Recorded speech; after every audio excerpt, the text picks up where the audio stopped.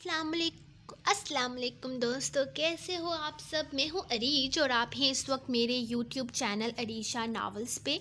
Guys, बहुत दिन हो गए हमने इसके दिलबरम नावल नहीं पढ़ा, कुछ मेरी मसरूफियात की वजह से, कुछ एपिसोड ना आने की वजह से। तो यार, आपको तो कोई मसरूफियात नहीं है, आप तो टाइम पे मेरी एपिसोड पढ़ लेते, मैं ही लेट हो जाती हूँ। तो आज हम नेक्स्ट पार्ट इसका पढ़ेंगे। मेरे ख्याल में हमने यहीं पर छोड़ा था जहाँ कलब शिजरा को बताता है कि वो ऑलरेडी शादीशुदा है और उसकी बीवी उसके साथ नहीं है। तो यहीं से हम शुरू करते हैं आज की एपिसोड। मैं कोशिश करूँगी 800 पेजेस तक रीड करने की, अगर मैं कर पाई तो। अगर नहीं कर पाई तो इट्स ओके, हम आगे फिर से पढ़ लेंगे। तो लेट्स स्टार्ट आज की एपिसोड। आप मुझसे झूठ बोल रहे हैं ताकि मैं आपका पीछा छोड़ दूं। वो काफ़ी देर के बाद कुछ बोल पाई थी। कलब ने एक नज़र इस पर डाली। नहीं, मुझे तुमसे झूठ बोलने की क्या ज़रूरत है। मेरा तुमसे क्या रिश्ता है जिसकी बिना पर मैं तुमसे झूठ बोलूँगा। मैं एक शादीशुदा शख्स हूँ शिजरा। कुछ मसाइल की वजह से मेरी बीवी मेरे साथ नहीं है।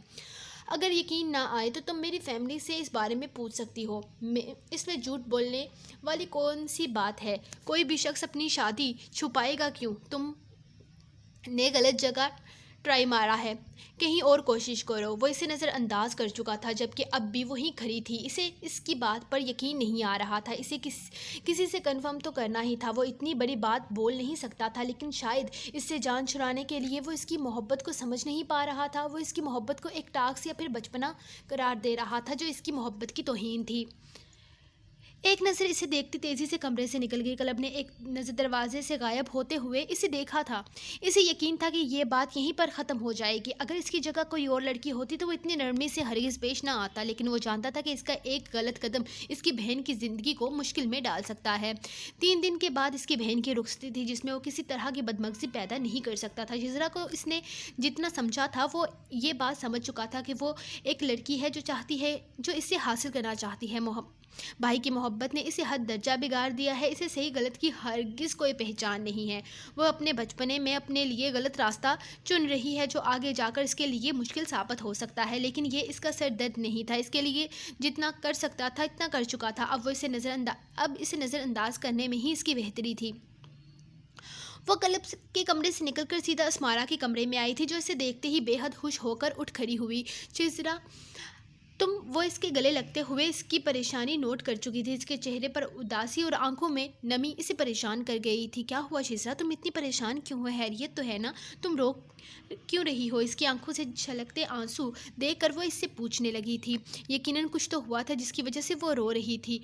अस्मारा, मैं तुमसे जो पूछूंगी तुम मुझे सच सच बताओगी ना। देखो, मुझसे कुछ भी मत छुपाना, मेरी ज़िंदगी और मौत का सवाल है। वो इसकी बात नज़रअंदाज करते हुए इससे पूछने लगी तो अस्मारा ने फ़ौरन हाँ में सर हिलाया। आखिर ऐसा क्या हो सकता था जो इसकी मौत और ज़िंदगी का सवाल बन गया था। देखो अस्मारा, मैं जानती हूँ कि कलब की ज़िंदगी में पहले क्या हुआ है। मेरा मतलब है कि इनकी ज़िंदगी में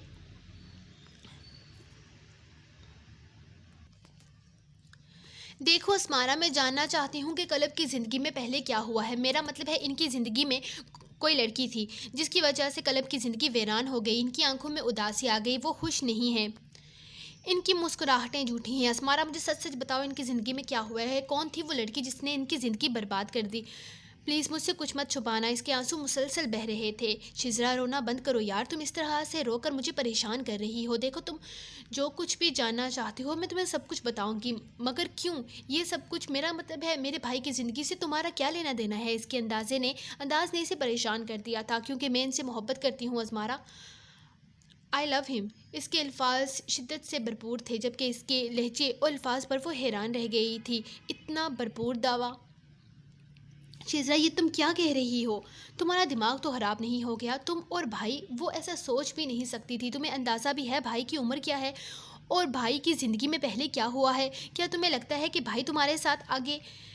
मैं ये सब कुछ नहीं जानती और ना ही मैं इसके बारे में बात करना चाहती हूँ। मुझे बस जानना है कि कलब की ज़िंदगी में अब तक क्या हुआ है। कौन थी वो लड़की जो इन्हें छोड़ कर चली गई। वो कहते हैं कि वो शादीशुदा हैं, लेकिन ऐसा कैसे हो सकता है। मेरा मतलब है अगर वो शादीशुदा हैं तो इनकी बीवी कहाँ है, वो छोड़ कर क्यों गई। प्लीज़ प्लीज़ मुझे सब कुछ बताओ। तुम मेरी दोस्त हो ना, मेरी बेस्ट फ्रेंड हो। प्लीज़ मुझसे कुछ मत छुपाना। मैं परेशान हूँ, मुझे कुछ भी समझ में नहीं आ रहा कि मैं क्या करूँ। मेरी कंडीशन को समझने की कोशिश करो। वो इतनी बेचैनी खल कर کھل کر وہ اپنی بے چینی کھل کر اس پر ظاہر نہیں کر پا رہی تھی، جبکہ آنسو اس کی آنکھوں سے مسلسل بہہ رہے تھے۔ شزرا پلیز ریلیکس ہو کر یہاں بیٹھو میرے پاس، میں تمہیں سب کچھ بتاتی ہوں، لیکن رونا بند کرو۔ اگر ابھی یہاں ماما آ گئی تو کیا سوچیں گے؟ اور تم نے کہیں یہ ساری باتیں بھائی کے سامنے تو نہیں کر دی؟ اگر ایسا ہوا تو بات آگے بڑھ جائے گی شزرا، بہت سارے مسائل کھڑے ہو جائیں گے۔ پلیز یہ باتیں بھائی کے سامنے مت کرنا اور کسی سے بھی اس بارے میں ذکر مت کرنا۔ وہ اس کے جذباتی پن کو دیکھتے ہوئے بولی، میں ان سے اپنے جذبات کا اظہار کر چکی ہوں، میں نے بتا چکی ہوں کہ میں ان سے محبت کرتی ہوں، تبھی تو انہوں نے مجھے یہ کہا ہے کہ وہ پہلے سے شادی شدہ ہیں، اگر ہیں بھی تو مجھے فرق نہیں پڑتا۔ اس کے انداز میں ضد چھلک رہی تھی۔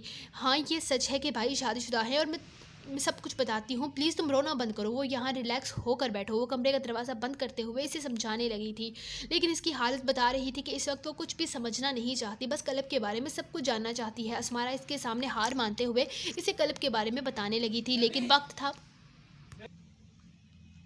اسمارا اس کے سامنے ہار مانتے ہوئے اسے کلب کے بارے میں سب کچھ بتانے لگی۔ ایک وقت تھا جب حویلی میں سب کچھ ٹھیک تھا، ہم سب ایک دوسرے سے بہت پیار محبت سے رہتے تھے۔ گھر والے بتاتے ہیں کہ کلب بھائی سب سے الگ تھے، وہ شروع سے ہی اپنی الگ دنیا میں رہنے والے انسان تھے۔ بابا کی جب شادی میری ماما سے ہو گئی تو کلب بھائی ہمیشہ کے لیے ہاسٹل چلے گئے۔ وہ بہت خاموش طبیعت کے انسان، کسی سے زیادہ گلتے ملتے نہیں تھے۔ میٹرک کے بعد وہ واپس آ گئے، تب کرن آپی 9ویں جماعت میں پڑھتی تھی۔ کلب بھائی جو کسی سے بھی زیادہ بات نہیں کرتے تھے، کرن آپی کو اہمیت دینے لگے۔ کرن آپی بھی سارا وقت انہی کے ساتھ گزارتی تھی، ان دونوں میں بہت زیادہ انڈرسٹینڈنگ ہو گئی تھی۔ وہ دونوں ایک دوسرے میں دلچسپی لینے لگے تھے، اور اسی دلچسپی کو دیکھتے ہوئے بابا اور چاچو نے ہمیشہ کے لیے ان دونوں کو ایک کرنے کا فیصلہ کر لیا۔ جلد ہی ان دونوں کا نکاح ہو گیا۔ نکاح کے بعد سب کچھ بہت نارمل تھا گھر میں۔ اب کرن کی اہمیت گھر میں بیٹی ہونے کی وجہ سے نہیں بلکہ بہو ہونے کی وجہ سے بڑھ گئی تھی۔ سب لوگ انہیں اہمیت دینے لگے تھے، ہر کوئی ان کی جائز ناجائز ہر خواہش پوری کرتا تھا۔ کرن آپی میں تو دادا جان کی جان بسی تھی۔ اس گھر میں ایسا کوئی نہیں تھا جو کرن آپی کی اجازت کوئی کام نہیں تھا جو کرن آپی کی اجازت کے بغیر کیا جاتا ہو، لیکن آہستہ آہستہ سب کچھ بدلنے لگا۔ کرن آپی چینج ہونے لگی، جیسے جیسے وہ دنیا کی رنگینیوں میں ڈھلنے لگی ویسے ہی وہ سب سے دور ہونے لگی۔ ان کی سہیلیاں چوری چھپے انہیں عجیب قسم کے میگزین لا کر دیتی۔ سارا دن ٹی وی کے سامنے بیٹھ کر فیشن شوز دیکھنا ان کا فیوریٹ کام تھا۔ سب لوگ اس چیز کو نظر انداز کرتے رہے کہ یہ تو لڑکیوں کا شوق ہوتا ہے، لیکن کسی کو اندازہ بھی نہ تھا کہ یہ شوق کون سا روپ اختیار کرے گا۔ کسی کو کانوں کان خبر نہ ہوئی کرن آپی نے اپنی تصویر کسی میگزین شاٹ کے آڈیشن کے لیے بھجوا دی۔ ان کو 100 لڑکیوں میں سے سلیکٹ کر لیا گیا جن کا آڈیشن میگزین کے لیے لیا گیا تھا۔ یہ بات جب گھر میں پتہ چلی تو ایک ہنگامہ مچ گیا، بہت شور شرابہ ہوا۔ کرن آپی نے بہت ولیلا مچایا، لیکن انہیں کسی بھی حالت میں آڈیشن کے لیے جانا تھا، لیکن گھر میں انہیں کوئی بھی اس بات کی اجازت نہیں دے رہا تھا۔ ایک تو اپنے خاندان کی کسی لڑکی کی تصویریں باہر نکل جانا ہی گھر والوں کے لیے کافی بڑا شوق تھا، اور پھر اوپر سے کرن آپی کی ضد نے گھر کا ماحول اور بھی خراب کر دیا، جسے دیکھتے ہوئے چاچو نے فیصلہ کیا کہ اب کرن آپی کی شادی کر دینی چاہیے، لیکن وہ شادی کے لیے تیار نہیں تھی۔ ان کا کہنا تھا کہ ان کا کریئر بن سکتا ہے، وہ ایک فیشن ماڈل بن سکتی ہیں، لیکن گھر میں یہ بات کسی کو بھی پسند نہیں تھی۔ ان کی شادی کی ڈیٹ 1 ماہ میں فکس کر دی گئی۔ کرن آپی کی دوست گھر میں ان سے ملنے آتی تھی، شادی کی رسومات کے دوران بھی وہ مسلسل ان کے ٹچ میں رہی۔ پھر اچانک ایک دن کرن آپی نے سب کچھ قبول کر لیا۔ انہیں بھی یہی لگ رہا تھا شاید ان کے گھر والے اس چیز کے لیے بھی راضی نہیں ہوں گے۔ چاچو بہت خوش تھے، انہیں لگ رہا تھا کہ ان کی بیٹی سنبھل گئی ہے، لیکن کسی کو بھی اندازہ نہ تھا کہ آگے کیا ہونے والا ہے۔ شادی کو 15 دن باقی تھے جب ایک دن اچانک کرن آپی گھر سے غائب ہو گئی۔ کسی کو پتہ نہ چلا کہ وہ کہاں گئی ہیں۔ کلب بھائی نے انہیں ہر جگہ ڈھونڈا، تب انہیں پتہ چلا کہ کرن آپی اپنے میگزین آڈیشن کے لیے کراچی جا چکی ہیں۔ کلب بھیا خود گئے تھے انہیں لانے کے لیے۔ کلب بھیا جب کراچی پہنچے تب ان کا آڈیشن ہو چکا تھا۔ وہ اپنے خاندان کی عزت بچانے کے لیے انہیں واپس تو لے آئے تھے، لیکن ان کی بغاوت اب بھی ختم نہ ہوئی تھی۔ ان کا ولولہ ایک بار پھر سے گھر میں آندھی طوفان بن چکا تھا۔ کلب بھیا نے ان سے شادی سے انکار کر دیا۔ اب وہ کرن آپی سے شادی نہیں کرنا چاہتے تھے، لیکن چاچو نے ان کے سامنے ہاتھ جوڑ دیے۔ کلب بھیا نے مجبور ہو کر شادی کے لیے حامی تو بھر لی، وہ اپنے چاچو کے جھکے کندھے نہیں دیکھ سکتے تھے۔ کرن آپی کی کوئی بات کسی نے نہیں سنی تھی، ان کی فضول ضد کے سامنے کوئی ان کی زندگی برباد نہیں کر سکتا تھا۔ چاچو نے کرن آپی کو دھمکی دی اور اگر انہوں نے کسی بھی قسم کا ولیلا مچایا تو وہ ان سے ہر طرح کا تعلق ختم کر لیں گے۔ شادی خاموشی سے ہو گئی۔ کرن آپی ان کے بعد کرن آپی نے اس کے بعد بھی کسی طرح کا کوئی ہنگامہ نہیں کیا. رخصتی ہوئی اور کرن آپی کو کلب بھیا کے کمرے میں رخصت کر دیا گیا. کلب بھیا نے پرانی ہر بات بھلا کر ان کے ساتھ ایک نئی زندگی شروع کرنے کا فیصلہ کیا. آخر وہ ان کی پہلی محبت تھی. وہ ان کے لیے بے حد خاص تھی. انہوں نے کرن آپی کی غلطی معاف کر دی اور ان کے ساتھ اپنی نئی آنے والی زندگی کے خواب سجاتے شادی کی پہلی رات ان کے قریب گئے. اس سے پہلے کہ وہ ان سے اپنی محبت کا اظہار کرتے، کرن نے اپنے ماتھے پہ گن رکھ کر خودکشی کرنے کی کوشش کی. ان کا کہنا تھا کہ انہیں اسی وقت کلب بھیا سے طلاق چاہیے اور کلب بھیا سے کسی بھی قسم کا تعلق نہیں رکھنا چاہتی. انہوں نے کلب بھیا کے سارے خواب اپنے قدموں تلے کچل دیے. کلب بھیا اس دن ٹوٹ گئے تھے. وہ طلاق دینے کو تیار تھے لیکن چاچو کی وجہ سے وہ ایسا نہ کر سکے. اس سے پہلے کہ وہ انہیں طلاق دے دے، بابا نے کمرے میں آ کر انہیں بتا دیا تھا کہ دادا جان کی طبیعت بہت زیادہ خراب ہو گئی ہے اور دادا جان کی طبیعت خراب ہونے کی وجہ سے کرن آپی ہی تھی. تم اندازہ بھی نہیں لگا سکتی شیزا، جو میگزین شوٹ وہ وہاں کروا کے آئی تھی وہ اب تک اتنا بے خدا تھا کہ کوئی بھی غیرت مند مرد اپنی بیٹی بہن کو اس روپ میں نہیں دیکھ سکتا. دادا جان کو ہارٹ اٹیک آیا تھا. ڈاکٹر نے ان کی جان تو بچا لی لیکن انہوں نے فیصلہ کیا کہ اب کرن آپی اس گھر میں نہیں رہ سکتی. دادا جان نے ان سے ہر تعلق ختم کر لیا اور اس سے کسی بھی قسم کا تعلق نہیں رکھنا چاہتے تھے. دادا جان نے بہت واضح الفاظ میں کہہ دیا تھا کہ جو کرن سے تعلق رکھے گا اس کا اس خاندان سے کوئی تعلق نہیں رہے گا.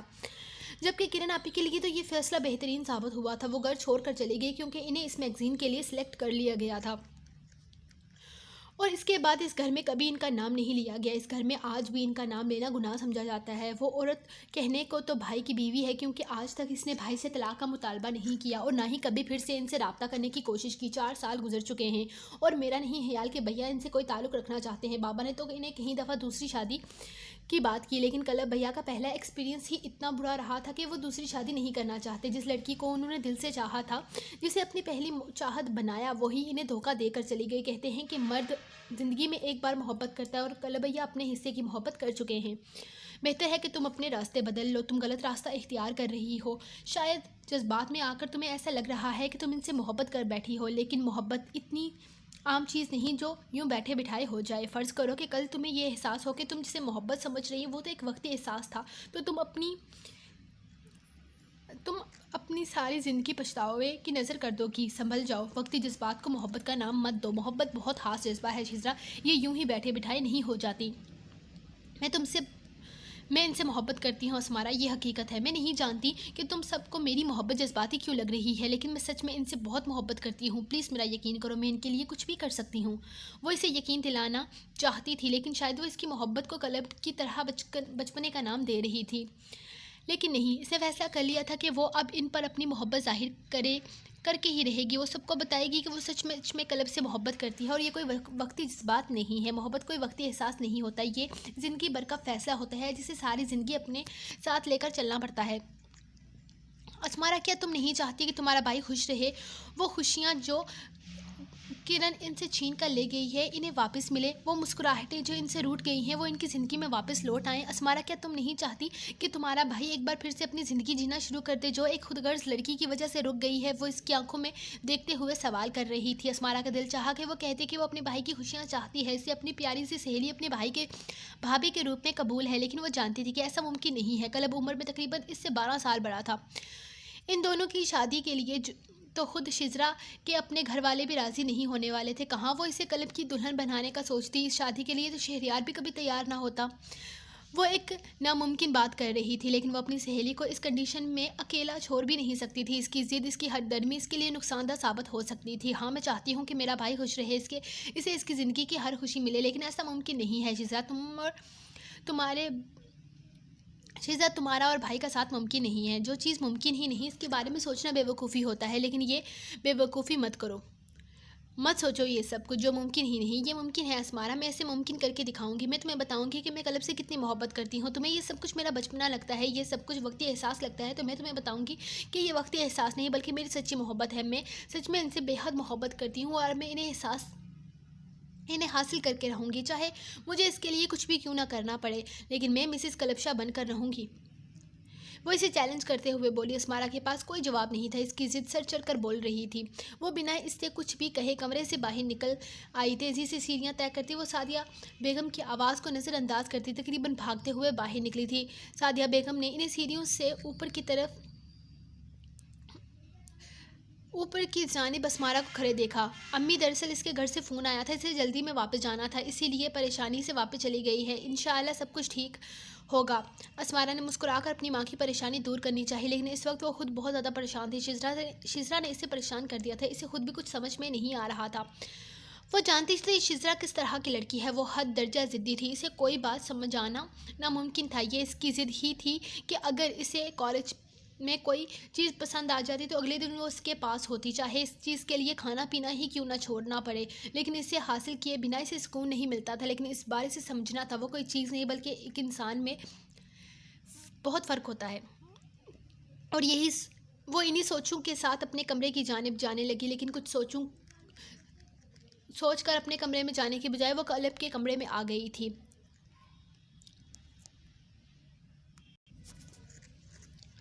کیا میں اندر آ سکتی ہوں؟ اس نے دروازے پر دستک دیتے ہوئے کہا۔ کلب بیڈ پر بیٹھا شوز پہن رہا تھا، شاید کہیں جانے کی تیاری کر رہا تھا۔ ہاں گڑیا آؤ، تمہیں اجازت مانگنے کی کیا ضرورت ہے؟ اس نے مسکرا کر اسے کمرے میں آنے کی اجازت دی تو وہ آہستہ سے کمرے میں داخل ہوئی اور دروازہ بند کرتے اس کے پاس آ بیٹھی۔ شزرا آئی ہوئی تھی، بس تھوڑی دیر ہوئی ہے واپس چلی گئی۔ اس نے جان بوجھ کر اس کا نام لیا، اس کے چہرے کے تاثرات سے اندازہ لگا سکے کہ وہ اس کے بارے میں کیا سوچتا ہے، لیکن وہ بالکل نارمل تھا، کچھ بھی نہیں بولا۔ اچھی بات ہے، تم بھی اپنے سسرال والوں کو سمجھنا شروع کر دو، یہ تو خوش قسمتی ہے کہ سہیلی کے روپ میں تمہیں نند مل جائے، ورنہ آج کل تو یہ رشتہ بہت خطرناک ہے۔ اس نے مسکرا کر شرارتاً کہا تھا۔ نہیں وہ ایسی نہیں ہے، وہ بہت اچھی ہے، وہ مسکرائی۔ ویسے وہ آپ کے بارے میں پوچھ رہی تھی، میرا خیال ہے آپ کی پچھلی زندگی کے بارے میں میں نے بھی اسے بتا دیا، ایسا کچھ بھی نہیں ہے جو چھپایا جا سکے، اور ویسے بھی وہ ساری باتیں تو سب جانتے ہیں۔ آج نہیں تو کل ان لوگوں کو پتہ چل ہی جائے گا، تو مجھے چھپانا ٹھیک نہیں لگا۔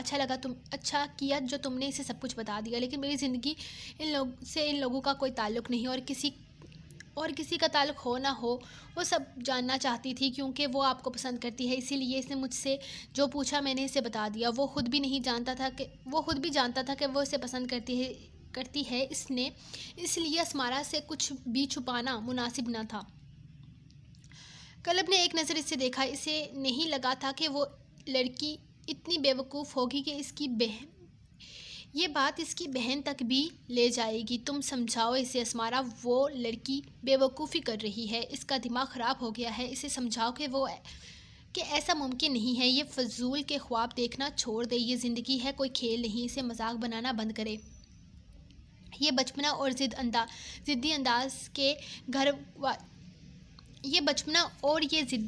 اس کے گھر والوں کو اچھا لگتا ہوگا، بہتر ہے کہ میری پرسنل لائف میں انٹرفیئر نہ کرے۔ وہ آپ سے محبت کرتی ہے بھائی، اس کا دعویٰ ہے کہ وہ آپ کی زندگی میں خوشیاں لا سکتی ہے، اور خوشیاں جو کرن آپی۔ خبردار اسمارا، میں اپنی پرسنل زندگی میں کسی کو بھی دخل اندازی کی اجازت نہیں دیتا، تمہیں بھی نہیں۔ اس لڑکی کا نام آئندہ میرے سامنے کبھی مت لینا۔ اس عورت کو اپنی زندگی کا تلخ باپ سمجھ کر ہمیشہ کے لیے اپنی زندگی سے نکال چکا ہوں، بار بار اس کا نام لے کر میری زندگی کی وہ کتاب مت کھولو جس کا ایک ایک لفظ مجھے تکلیف دیتا ہے۔ وہ بے حد غصے سے بولا۔ شزرا اچھی لڑکی ہے بھائی، اگر آپ کی اس کے ساتھ شادی ہو جائے تو آپ اس کے ساتھ خوش رہیں گے۔ مجھے بھی یہی لگتا ہے کہ آپ کو اپنی زندگی میں آگے بڑھنا چاہیے، بہت ہو گیا۔ کب تک اس خود غرض کی یادوں میں خود کو تباہ کرتے رہیں گے؟ بس کریں، آگے بڑھیں اپنی زندگی میں۔ چاچو آج بھی اپنے آپ کو آپ کی حالت کا ذمہ دار سمجھتے ہیں، انہیں لگتا ہے کہ ان کی وجہ سے آپ کی زندگی خراب ہوئی ہے، اپنے لیے نہ صحیح لیکن ہم لوگوں کے لیے۔ آگے بڑھے بھیا، ہم میں سے کوئی بھی آپ کو اس طرح سے نہیں دیکھ سکتا۔ کیا ہم نہیں جانتے کہ آپ ادھورے ہیں؟ اپنی زندگی کو ایک جگہ روک کر آپ ہم سب کو تکلیف دے رہے ہیں، پلیز دوسری شادی کر لیں، زندگی بہت خوبصورت ہے۔ اور اگر شزرا کے ساتھ چپ ہو جاؤ اسمارا، جن باتوں کی تمہیں سمجھ نہیں ہے ان میں پڑھنے کی ضرورت بھی نہیں ہے، تمہاری سہیلی نے تمہارا دماغ خراب کر دیا ہے۔ کب میں تمہیں اداس یا بیزار نظر آیا ہوں؟ میں اپنی زندگی میں بہت خوش ہوں، اکیلے اپنی زندگی کو انجوائے کر رہا ہوں، مجھے نہیں ضرورت کس کی بھی، میں اپنی زندگی میں بہت پرسکون اور مطمئن ہوں، تمہیں میرے لیے ٹینشن لینے کی ضرورت نہیں ہے۔ جاؤ یہاں سے اس وقت، اور آئندہ وہی بات کرنا جس کی تمہیں میں اجازت دوں۔ میری پرسنل لائف میں انٹرفیئر کرنے کی ضرورت نہیں ہے، جن چیزوں سے تمہارا کوئی تعلق نہیں ان سے دور رہو۔ بے حد غصے سے وہ بولا تھا، جبکہ اس کمرے کے دروازے پر کھڑی سعدیہ بیگم اس کے آخری الفاظ سن چکی تھی۔ اس نے ایک نظر سعدیہ بیگم کی جانب دیکھا اور انہیں نظر انداز کرتے کمرے سے نکل گیا۔ کیا بات ہوئی ہے اسمارا؟ یہ کلب تم سے اس لہجے میں بات کیوں کر رہا تھا؟ اور کیا ہوا ہے یہاں؟ کس بارے میں بات ہو رہی تھی تم دونوں کے درمیان؟ اور اتنی اونچی آواز میں بات کیوں کر رہا تھا؟ کس بات کو لے کر تم اتنا زیادہ تم پر اتنا زیادہ چلا رہا تھا؟ اسمارا مجھے بتاؤ، میرا دل بیٹھا جا رہا ہے۔ کیا کہا ہے تم نے اس سے؟ سعدیہ بیگم اس کے پاس آتے ہوئے اس سے پوچھنے لگی۔ اس کے چہرے پر پریشانی صاف جھلک رہی تھی۔ آج رات اس کی مہندی تھی اور صبح اس کی شادی سے رخصت ہو کر ہمیشہ کے لیے اس گھر سے چلے جانا تھا۔ ایسے میں کلب کا اس طرح سے اسمارا کو ڈانٹنا انہیں پریشان کر گیا تھا۔ کچھ نہیں، میں ان سے کہہ رہی تھی کہ دوسری شادی کر لیں، اپنی زندگی میں آگے بڑھیں، کرن آپی کو بھلا کر اپنی نئی زندگی کو شروعات کریں، لیکن انہیں میری بات بری لگی، وہ غصہ ہو گئے۔ وہ مدھم آواز میں اداسی سے بولی تھی، اسمارا میری جان، تم جانتی ہو نا اس بارے میں وہ کسی سے بات نہیں کرتا، تو کیا ضرورت تھی اسے غصہ دلانے کی؟ آئندہ تھوڑا احتیاط کرنا۔ دیکھو فی الحال تم ان سب باتوں پر دھیان مت دو، اپنی شادی پر دھیان دو۔ میں تمہارے کمرے میں گئی تو وہاں تمہارا فون بج رہا تھا، تمہیں وہاں نہ پا کر میں یہاں آ گئی، کلب کے کمرے میں تمہیں دیکھنے کے لیے۔ ساری لڑکیاں شاپنگ پر گئی ہیں، تم بھی جا کر تھوڑی دیر شہریار سے بات کر لو، وہ کب سے تمہیں فون کیے جا رہا ہے۔ امی نے اس کا دھیان شہریار کے فون کی طرف دلایا تو اس کے گال لال ہو گئے۔ وہ ان کے ہاتھ سے فون لیتی اپنے کمرے میں چلی گئی تھی۔ ابھی اس نے کمرے میں قدم رکھا ہی تھا کہ فون ایک بار پھر سے بجنے لگا۔ اس فون کو اس کے ہاتھ میں آئے صرف 3 دن ہی ہوئے تھے، لیکن اس پر شہریار کی بے حساب کالز آ چکی تھی۔ اب شہریار سے بات کرتے ہوئے اس سے گھبراہٹ نہیں ہوتی تھی، وہ کوئی ایسی ویسی بات کرتا ہی نہیں تھا۔ کتنا پیارا لب و لہجہ تھا اس کا، سویٹ سا، محبت میں ڈوبا ہوا۔ وہ کتنے کھلے الفاظ میں اپنی محبت کا اظہار کرتا تھا، آنے والے وقت کی بے چینی اس کے سامنے ظاہر کرتا تھا، جبکہ وہ اپنے آنے والی زندگی کو سوچ کر کبھی پریشان ہوتی تو کبھی خود کو خوش قسمت سمجھتی۔ اسے اتنا اچھا اور چاہنے والا شوہر ملے گا یہ تو اس نے کبھی سوچا بھی نہیں تھا، لیکن اس کا رب بڑا مہربان تھا۔ کاش کہ اس کے بھائی کی زندگی بھی سنبھل جائے، جو جذبات شزرا کے دل میں پیدا ہوئے ہیں کاش اس کے بھائی کے دل میں بھی پیدا ہو جائیں۔ اللہ ان دونوں کی زندگی ایک کا ساتھ لکھ دے، کاش وہ دونوں ایک ہو جائیں۔ وہ صرف دعا ہی مانگ سکتی تھی۔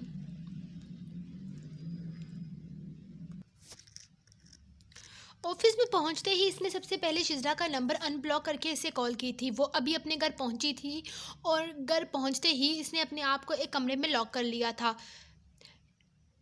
کلب کا نمبر اپنے موبائل پر دیکھ کر وہ پہلے تو حیران ہوئی، پھر اس کی خوشی کی کوئی انتہا نہ رہی۔ اس نے لمحے کا وقت بھی نہیں لگایا اس کی کال اٹینڈ کرتے ہوئے۔ مجھے تم سے ملنا ہے، کل 11 بجے کیفے میں، تمہارے گھر سے تقریباً 15 منٹ کے فاصلے پر ہے، وقت پر پہنچ جانا، مجھے تم سے بہت ضروری بات کرنی ہے۔ وہ بولنے کا موقع دیے بنا اپنی بات کر کے فون بند کر چکا تھا، جبکہ دوسری طرف وہ ابھی تک بے یقینی کی کیفیت میں تھی، ابھی تک اسے اس کے الفاظ پر غور کر رہی تھی۔ اس نے سچ میں اسے بلایا تھا کل ملنے کے لیے صبح 11 بجے؟ ہاں، اس کے گھر کے 15 منٹ کے فاصلے پر ایک کیفے تھا، وہ اکثر وہاں جاتی تھی۔ وہ اسے بلا رہا تھا اب ملنے کے لیے۔ وہ اس سے کیا بات کرنے والا تھا؟ بنا مکمل بات کیے اس نے فون بند کر دیا تھا۔ اس کا دل چاہا کہ وہ دوبارہ اسے فون کر کے وجہ پوچھے، لیکن اس نے فون نہ کیا۔ یہ نہ ہو کہ وجہ پوچھنے پر وہ وجہ بھی نہ بتائے اور ملنے سے بھی منع کر دے، اسے دوبارہ بلاک کر دے۔ نہیں، وہ یہ رسک نہیں لے سکتی تھی۔ اس نے نیا محبت کا ذائقہ چکھا تھا، وہ اس احساس سے دور نہیں جانا چاہتی تھی۔ اس وقت خوشی کے مارے اسے سمجھ ہی نہیں آ رہا تھا کہ وہ کیا کرے۔ آج اسمارا کی مہندی تھی اس کے گھر میں، وہ یہاں بھائی کی مہندی تھی، لیکن اسے زیادہ ایکسائٹمنٹ کلب سے ملنے کی تھی۔ ابھی سے ایک لمحے اس پل کا انتظار کرنے لگی تھی۔ اس نے جلدی سے اٹھ کر اپنا نیا ڈریس نکالا جو ایک جینز اور اس کے ساتھ ایک لمبا سا کرتا تھا۔ اسے کرتا کچھ خاص پسند نہیں آیا، یقیناً یہ کلب کو بھی بالکل پسند نہیں آئے گا۔ اسے سوچتے ہوئے اپنے سارے کپڑے نکال کر بیڈ پر پھینکے اور ان میں سے ایک سب سے اچھا ڈریس نکالنے لگی کلب اور اپنی پہلی ڈیٹ کو خوبصورت بنانے کے لیے۔ وہ نہیں جانتی تھی کہ کلب نے اسے کیوں بلایا ہے، لیکن اس کی خوشی اس چیز میں تھی کہ کلب نے اسے بلایا ہے، اس نے اس کے لیے وقت نکالا ہے، وہ اس سے بات کرنا چاہتا ہے۔ محبوب کے ساتھ گزرا ایک لمحہ قیمتی ہوتا ہے، اس کے لیے یہ لمحات قیمتی تھے۔ اتنی تیاری اس نے رات مہندی کے فنکشن کے لیے نہیں کی تھی جتنی اس نے کلب سے ملنے والی پہلی ملاقات کے لیے کر لی تھی۔ پتہ نہیں یہ رات کیسے گزرے گی۔ وہ اپنے موڈ کو خوشگوار بنانے کے لیے آج مہندی کے فنکشن کی تیاری کرنے لگی۔ وہ بے حد خوبصورت تھی اور آج بھی بے حد خوبصورت لگ رہی تھی۔ اس نے اپنے نقوش کو مزید خوبصورت بنایا تھا۔ وہ تیار ہو کر نیچے آئی تو گھر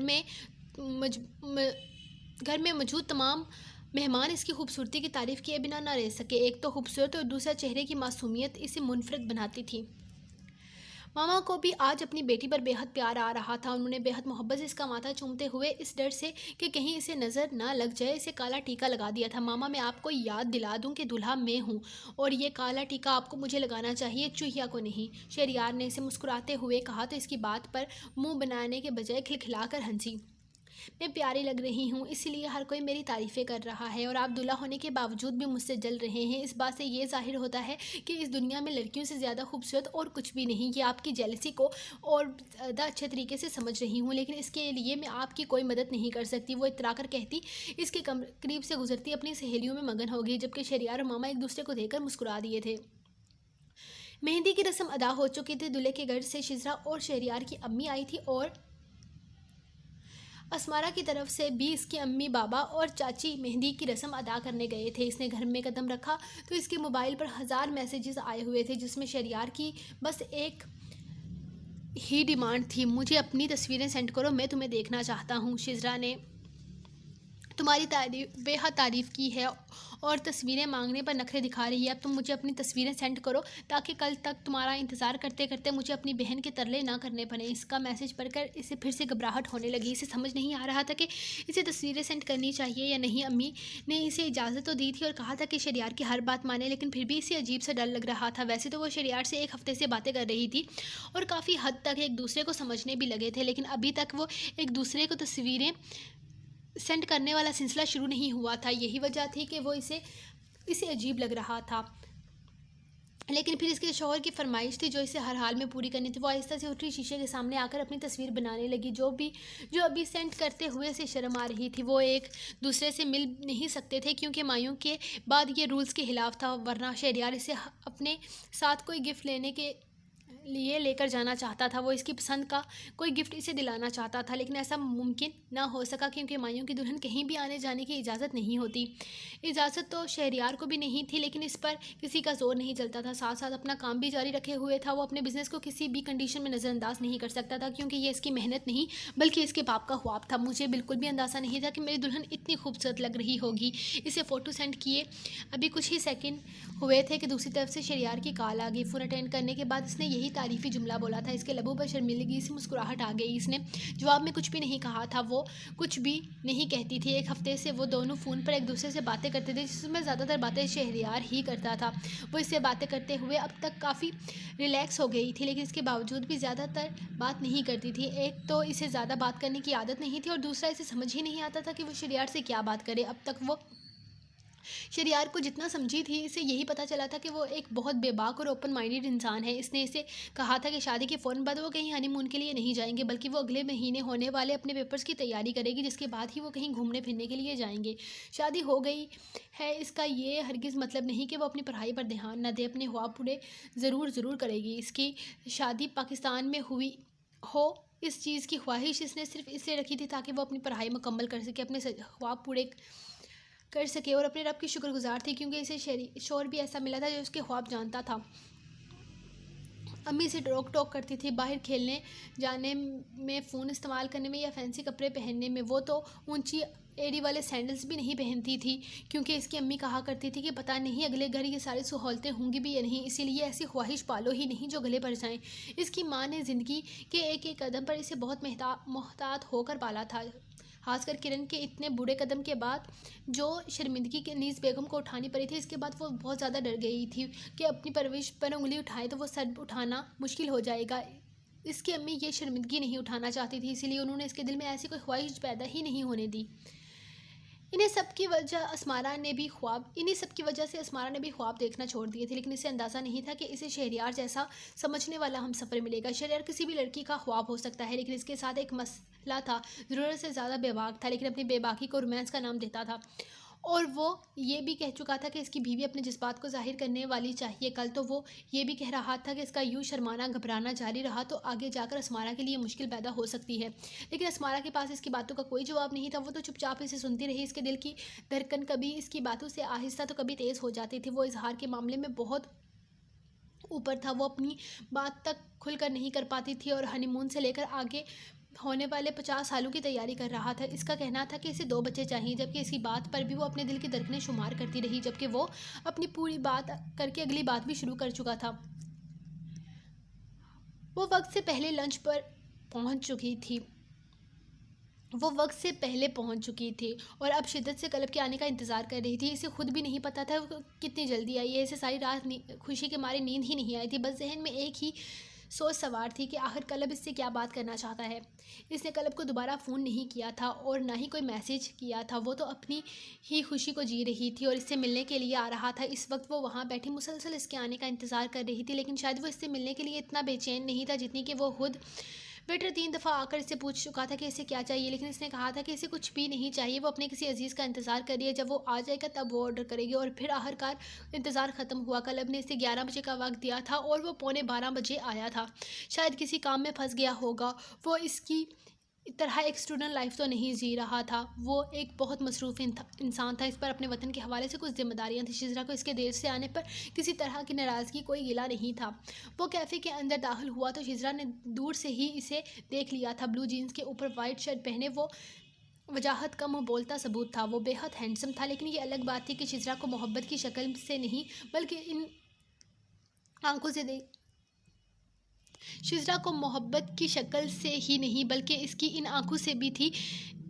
मोहब्बत इसकी शक्ल से नहीं बल्कि इन आंखों से थी, जिन्हें देखते ही वो कश्मकश का शिकार हो गई थी। इसने खड़े होकर इसे वेलकम किया, जबकि वो बिना किसी तासर के इसके सामने वाली कुर्सी पर बैठ गया। अस्मारा से क्या कहा तुमने? वो बिना हैरियत पूछे, बिना इसे अहमियत दिए सीधा सवाल जवाब करने पर आ गया। इसके चेहरे की एक्साइटमेंट तक को कोई अहमियत नहीं दी थी और सिरे से नज़रअंदाज कर गया। इसके चेहरे पर मुस्कुराहट थी जो अब भी बरकरार थी। वो इसके आने पर जिस जोश से खड़ी हुई थी, इसी जोश से बैठकर वेटर को इशारा किया। इसे ऑर्डर देकर वो कलब की जानिब मुतवज्जा हुई। सॉरी, वो क्या है ना, वो कब से इंतज़ार कर रहा है। ऑर्डर मैं कब से बोले जा रही हूँ कि जब तक आप नहीं आ जाएंगे मुझे कुछ भी ऑर्डर नहीं करना।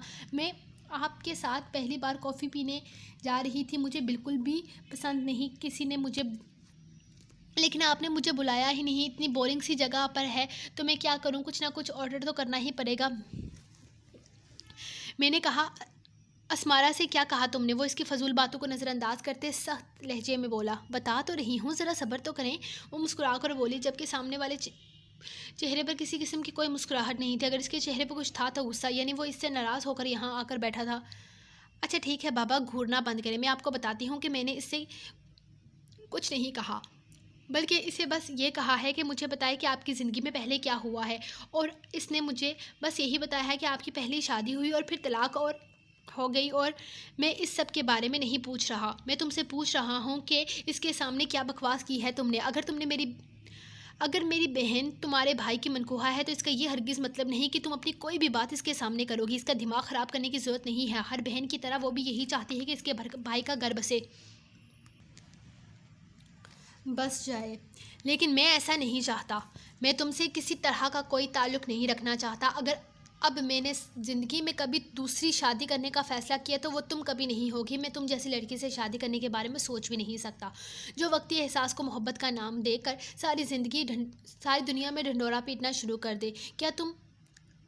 क्या हो तुम? 18-19 साल की थर्ड ईयर की स्टूडेंट जिसके अपनी ज़िद से ज़्यादा कुछ भी अजीज़ नहीं। तुम्हें क्या लगता है मैं तुम्हारी कोई ज़िद हूँ? मैं कलब शाह हूँ लड़की। मेरे सामने तुम एक छोटी सी बच्ची हो। मुझे लग रहा है कि तुम्हें गलत सही की समझ नहीं है, लेकिन वक्त रहते तुम समझ जाओगी। मुझे लगा था कि ये बात हम दोनों तक महदूद रहेगी, लेकिन तुमने इसे मेरी फैमिली तक ले आई। मैं तुम्हारी इज़्ज़त रखना चाहता था, इस बात को खुद तक महदूद करके तुम्हें किसी मसले में नहीं डालना चाहता था। लेकिन अब मुझे लगता है कि मुझे ये बात तुम्हारे भाई और माँ तक ले जानी चाहिए, ताकि इन्हें भी पता चले कि इनकी बेटी किस तरह से अपनी ज़िंदगी बर्बाद करने की कोशिश कर रही है। मैं तुम्हें लास्ट वार्निंग दे रहा हूँ, वो भी इसलिए क्योंकि तुम मेरी बहन की नंद हो। बेहतर होगा कि अपने कदम पीछे कर लो और खबरदार जो आइंदा मेरे रास्ते में आई, अगर तुमने इन सब चीज़ों में किसी और को शामिल करने की कोशिश की ना तो मैं बहुत बुरे तरीके से पेश आऊँगा तुम्हारे साथ। अगर तुम्हें ये लगता है कि अपनी बहन की खातिर मैं खामोश हो जाऊँगा तो ये तुम्हारी गलत फहमी है। मैं बहुत अच्छे तरीके से तुम्हें सीधे रास्ते पर लाना जानता हूँ। अगर खामोश हूँ तो सिर्फ तुम्हारी इज्जत की खातिर। अगर मैं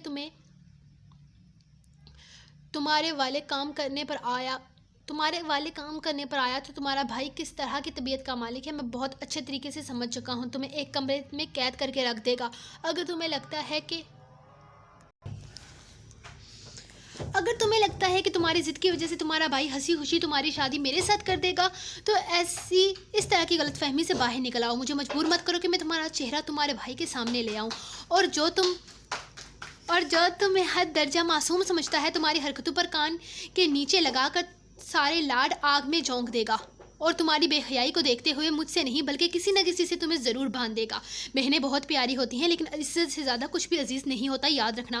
اب تمہاری مرضی کہ تم اس ڈرامے کو یہیں پر بند کرتی ہو یا پھر بات آگے لے جانا چاہتی ہو۔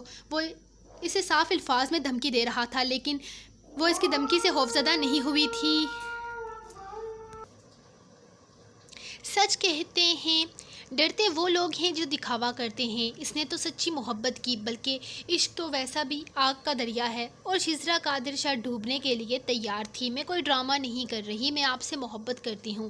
آپ یہ بات چاہے پوری دنیا کو بتا دیں تب بھی میں کسی سے خوفزدہ ہو کر پیچھے نہیں ہٹوں گی۔ میں نے محبت کی ہے اور جو محبت کرتے ہیں وہ ساری کشتیاں جلا دیتے ہیں، میں بھی جلا چکی ہوں۔ میں نے آپ سے سچی محبت کی ہے قلب، میں آپ سے بے حد محبت کرتی ہوں اور آپ کے لیے کچھ بھی کرنے کو تیار ہوں۔ میں آپ کی ان دھمکیوں میں نہیں آنے والی۔ میں آپ کو سچ سچ بتاتی ہوں، آپ بے شک مجھ سے محبت نہ کریں، میں آپ سے اتنی محبت کرتی ہوں کہ میری محبت ہم دونوں کے لیے کافی ہوگی۔ میں صرف آپ کو خوش دیکھنا چاہتی ہوں، میں آپ کے چہرے پر سچی خوشی دیکھنا چاہتی ہوں۔ میں چاہتی ہوں کہ جب آپ کے لب مسکرائیں تب آپ کی آنکھوں میں سچی مسکراہٹ ہو، اور وہ مسکراہٹ آپ کو میں دے سکتی ہوں۔ میں آپ کی زندگی میں آ جاؤں گی تب آپ کو اصلی مسکراہٹ سے ملاؤں گی۔ میں آپ کو بتاؤں گی کہ مسکرانا کسے کہتے ہیں۔ اس کے لیے ہم دونوں کی شادی ہونا بہت ضروری ہے، اور اس کے لیے آپ کا میرے گھر رشتہ بھیجنا بھی ضروری ہے۔ تو آپ میرے گھر رشتہ بھیجیں، میں ہمیشہ آپ کو خوش رکھوں گی۔ ویسے یہ لڑکوں کا ڈائلاگ ہوتا ہے، کوئی بات نہیں، ڈائلاگ جس کا بھی ہو مقصد تو خوش رکھنا ہوتا ہے نا۔ میں آپ سے بہت پیار کروں گی۔ Shut up, just shut up. اب میں تمہیں کیا بتا رہا ہوں اور تم آگے سے کیا بکواس کیے جا رہی ہو؟ تمہارا دماغ خراب ہو چکا ہے، اب تمہارا بھائی ہی تمہیں سیدھا کرے گا۔ تمہارے سر پر جو محبت کا بھوت سوار ہے نا، وہ تمہارا بھائی ہی اتارے گا۔ محبت کو کھیل بنا دیا ہے، یہ ہوتی ہے محبت، اسے کہتی ہو تم۔ محبت میں انسان جینا چھوڑ دیتا ہے، محبت اپنا آپ بلوا دیتی ہے۔ یاد تو رہتا ہے تو صرف وہ شخص جس سے ہم محبت کرتے ہیں۔ یہ اپنے بچپنے کو، اس گیم کو تم محبت کا نام دے رہی ہو، یہ محبت نہیں۔ محبت انسان کو کہیں کا نہیں چھوڑتی۔ محبت میں انسان اپنے آپ کو آئینے میں اکیلا نہیں دیکھ سکتا۔ پل پل کسی کی یاد میں مرنا کیسا ہوتا ہے جانتی ہو تم محبت کرتی ہو؟ وہ تنفر سے سر ہلاتا اٹھ کر کھڑا ہوا۔ اس کے سامنے مزید وہ کوئی بات نہیں کرنا چاہتا تھا، اس کے سامنے رہنا ہی نہیں چاہتا تھا۔ اس لڑکی کے پاس دماغ نام کی کوئی چیز تھی ہی نہیں، نہ جانے کس وہم کو اس نے محبت کا نام دے دیا تھا۔ ایک منٹ رک جائیں، محبت کو کوئی کھیل نہیں بنا سکتا۔ وہ اپنی محبت کو اور میں اپنی محبت کو محبت کہتی ہوں۔ قلب صاحب، صحیح کہا آپ نے، محبت میں انسان اپنا آپ بھلا دیتا ہے، یاد رہتا ہے تو صرف وہ شخص جس سے وہ محبت کرتا ہے۔ یہی تو میرا حال ہے، آپ کے علاوہ مجھے کچھ یاد ہی نہیں رہتا۔ میں آپ کے ساتھ کوئی گیم نہیں کھیل رہی، اور نہ ہی میں نے